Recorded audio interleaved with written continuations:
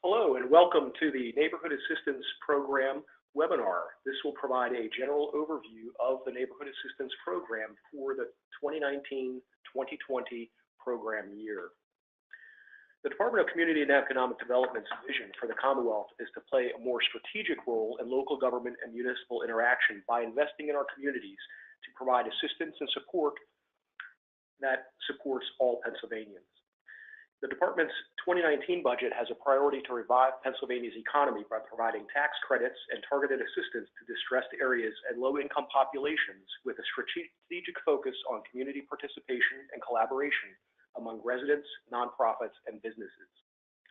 Driven by the need for enhanced community revitalization, the department's Neighborhood Assistance Program provides substantial support for every neighborhood and community in the Commonwealth. The goals of the Neighborhood Assistance Program are to provide resources that assist neighborhoods and communities with fiscal difficulties, encourage positive health outcomes, and address the safety and welfare of residents. NAP puts communities in targeted areas on the right track to fiscal well-being and self-sufficiency. The goals of the program, overarching, are to promote community participation and collaboration among residents, nonprofits, and businesses, while producing outcomes by assisting a distressed area or the low-income population in neighborhoods. Some eligible projects for Neighborhood Assistance Project can include affordable housing, community economic development, community services, education, neighborhood assistance, neighborhood conservation, crime prevention, job creation or training, or charitable food assistance. Our Neighborhood Assistance Program statewide program specialist is Mr. John Winters. He will now walk us through some information about NAP. So welcome to our webinar on understanding the Neighborhood Assistance Program. This is for the fiscal year of 2019-2020. Our learning objectives for today are to understand what tax credits are and how they are different from direct funding sources, to understand the taxes to which the Neighborhood Assistance Program tax credits apply, to differentiate between the different types of Neighborhood Assistance Program tax credit programs, and to prepare an appropriate Neighborhood Assistance Program tax credit application. The purpose of the Neighborhood Assistance Program is to encourage collaboration between nonprofit organizations and businesses to improve communities for low-income populations in specific geographic locations throughout Pennsylvania. This collaboration occurs in the form of corporate contributions to nonprofits in return for state tax credits. The goals of the Neighborhood Assistance Program are to provide resources to assist neighborhoods and communities, to encourage positive outcomes for residents of those communities, to address safety and welfare of residents, and to move communities and neighborhoods towards fiscal, physical, and social well-being. For the Neighborhood Assistance Program, it is crucial to understand what a tax credit is. A tax credit is an amount of money a taxpayer is able to subtract from the amount of tax owed to the Pennsylvania Department of Revenue for state tax obligations. State tax credit programs, such as the Neighborhood Assistance Program and the Neighborhood Assistance Program Enterprise Zone Program, do not offer actual dollars for funding. In the case of the Neighborhood Assistance Program, state tax credits are intended as an incentive for corporate partners to contribute real dollars in return for the state tax credits. And in the case of the Neighborhood Assistance Program Enterprise Zone Program, state tax credits are intended for a private company to offset some of the costs they will incur during the course of the project. The state taxes that are eligible for Neighborhood Assistance Program credits are listed here. They are the corporate net income, the capital stock or foreign franchise tax, the bank and trust company shares tax, the title insurance company shares tax, insurance or gross premiums tax, mutual thrift institutions tax, and personal income tax, but only if being passed through from a corporate entity. It is important to note that the department does not provide tax advice, and it is up to every business entity to consult their tax advisors concerning how tax credits can and should be used. When filling out an application for a neighborhood assistance program, it is crucial that you follow the 4 Ps. These are place, problem, project, and the proposed outcomes. Now here we have definitions for each one. The place is a specific neighborhood, a community, or a targeted area where the project is going to take place. It should clearly relate both the need and the purpose of the proposed project in relation to the problem and the proposed outcomes. The problem is basically just that, the problem that impacts the community, the neighborhood, or targeted area. It should clearly articulate an assessment or an analysis of the needs of the neighborhood and how it will address any gaps. The project is a description of what the actual neighborhood assistance program project is going to be. This project should address the problem identified. It is important to note that the neighborhood assistance program is not an entitlement program. It's not intended as a supplement to fill gaps in funding or as a mechanism to solely meet a neighborhood organization's financial needs to continue operations. Finally, there's proposed outcomes. The proposed outcomes are identified by the applicant and should describe specific, measurable, and achievable results that demonstrate the positive impact of the project on the place and the problems identified. The outcome measures must be identified in the Neighborhood Assistance Program Community Impact Measures Report, which is an addendum to the department's electronic single application. Please note, it is highly recommended that you read all Neighborhood Assistance Program guidelines before putting together your Neighborhood Assistance Program application. It is also strongly encouraged to contact your local regional office for technical assistance. The components of the Neighborhood Assistance Program fall under 2 different sets of guidelines. The first is the Neighborhood Assistance Program Guidelines, which covers 4 of the 5 programs under the Neighborhood Assistance Program. These are the Neighborhood Assistance Program or Regular Neighborhood Assistance Program, the NPP or Neighborhood Partnership Program, the SPP or Special Priorities Program, and the CFP or Charitable Food Program. The Neighborhood Assistance Program Enterprise Zone Program Guidelines are a separate set of guidelines that only cover the Enterprise Zone Program. Here is a chart that breaks down the different components of the Neighborhood Assistance Program. At the top, you'll see we have the regular Neighborhood Assistance Program tax credit, which offers a 55% tax credit. Next is the NPP or Neighborhood Partnership Program, which offers a 75 to 80% tax credit based on the length of the project.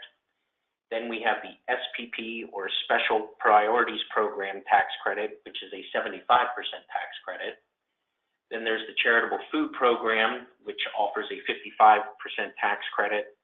And then finally, the Neighborhood Assistance Program Enterprise Zone Program, which offers a 25% tax credit up to a maximum of $500,000. So the first component of Neighborhood Assistance Program that we will discuss is the regular NAP tax credit. The regular Neighborhood Assistance Program tax credit is the basic program under the Neighborhood Assistance Program. It offers a 55% tax credit for eligible contributions and is a 1-year project. Some of the eligible activities that fall under the regular Neighborhood Assistance Program are affordable housing, community economic development, community services, education, neighborhood assistance, neighborhood conservation, crime prevention, job training. This is not an exhaustive list of eligible activities under the Neighborhood Assistance Program. Applicants are encouraged to contact their regional DCED representatives to discuss their project and receive technical assistance. The next component is the SPP or Special Priorities Program. This is a program that must address one of the special priorities that's laid out in the NAP guidelines each year. The current priorities that are listed in the NAP guidelines are disaster and economic recovery, integrating weatherization and housing rehab, diversity initiatives, mortgage foreclosure prevention, blight elimination, veteran initiatives, rural initiatives, affordable housing and supportive services for at-risk populations, at-risk and vulnerable populations initiatives, and integrated health and housing initiatives. The SPP program offers a 75% tax credit on eligible contributions and is a one-year project. Next, we have the CFP, or Charitable Food Program. The Charitable Food Program is focused on improving the food security in Pennsylvania. It assists charitable programs that provide food to low-income populations in distressed areas. This can be a large county or a regional food bank or more local community-based providers. It also provides support for new or innovative food-related projects. It offers a 55% tax credit on eligible contributions, which can include food, and it's a one-year project. Next, we have the Neighborhood Partnership Program. Neighborhood Partnership Program is a long-term comprehensive project. It requires a minimum of a 5-year commitment, which offers a 75% tax credit. For a 6 or more years commitment, the contributors would receive an 80% tax credit.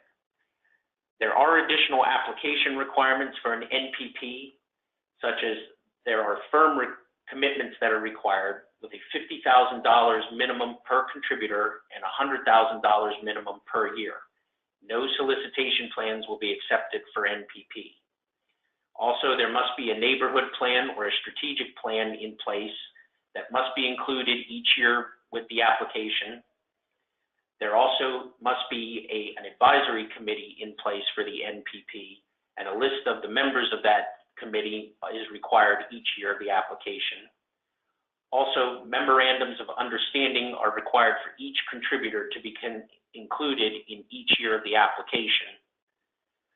The applicant must apply each year, and there is no guarantee of tax credits for subsequent years, and the contributors cannot be added during the course of the project, and contributions must stay consistent for the entire term of the project.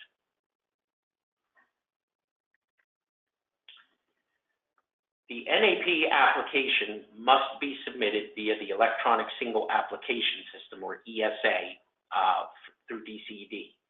It must have a narrative that addresses the place, problem, project, and proposed outcomes. In addition, a budget and a budget justification are also required. Also, the Community Impact Measures Report must be submitted, and any commitment letters that have been obtained are required, or a solicitation plan. Any applicant who submits a solicitation plan in lieu of firm commitments must have those firm commitments lined up by September 30th of 2019.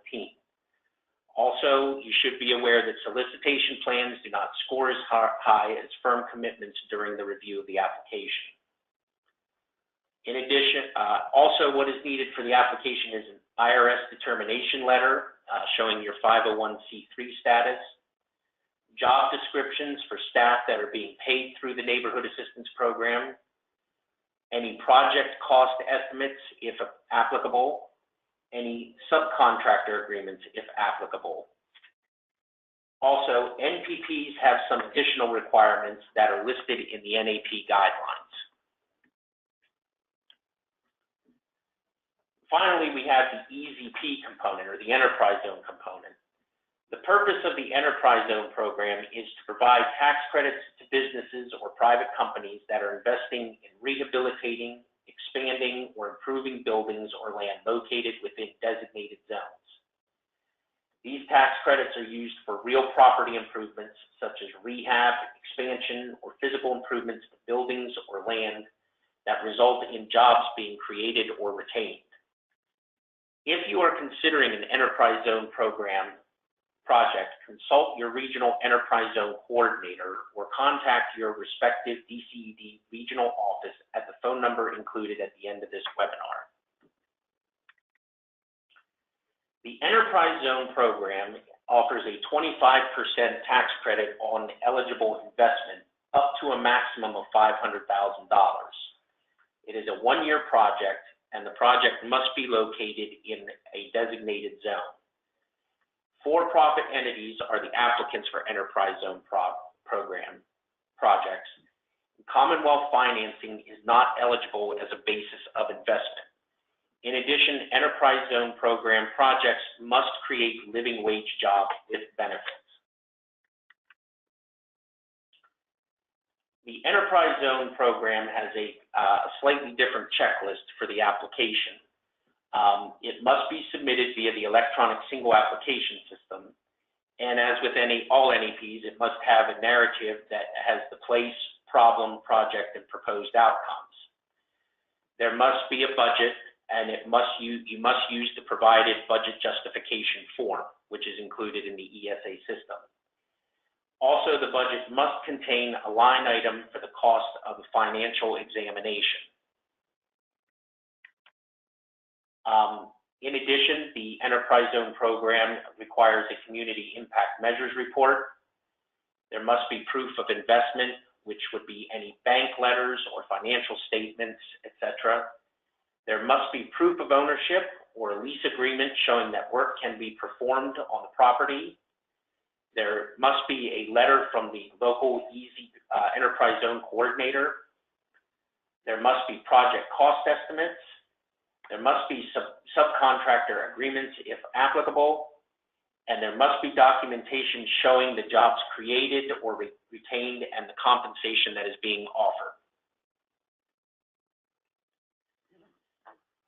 So the timeline for the NAP application is as follows. All applications are to be submitted by nonprofit organizations or businesses on or before June 28th, 2019 at 5 o'clock. The applications will then be reviewed and scored after that date. If the project is approved, the applicant will be notified via an approval letter, which must be signed and returned to the department within 60 days. Once the signed approval letter is received by the department, all contributors will be notified via a separate letter.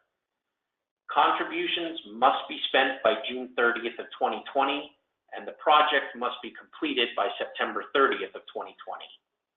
The final community impact measures report is due to the department by December 31st, 2020.